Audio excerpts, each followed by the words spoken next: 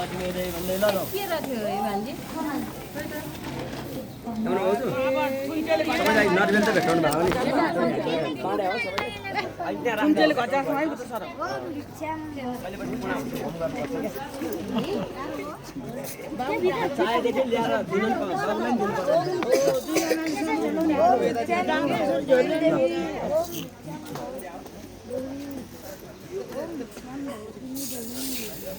ल माग्ने है भिक्षाम देही भन्दै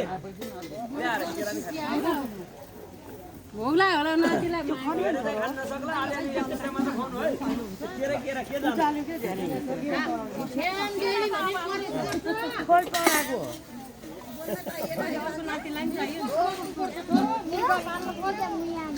मामाहरू नि भयो पढाइदिनु पर्छ नि केही केही